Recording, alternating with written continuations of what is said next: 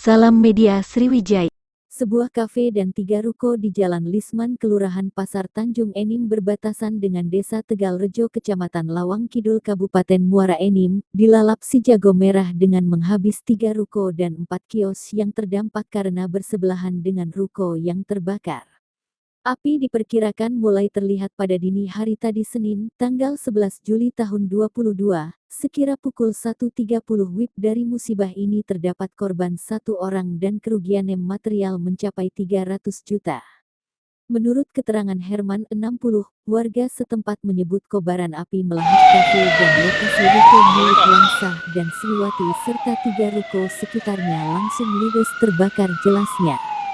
Api baru bisa dipadamkan 1 jam kemudian berkat bantuan tim pemadam dari PT Bukit Asam, urainya.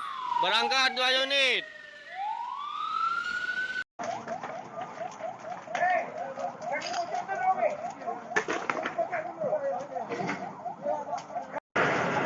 Motor gini men.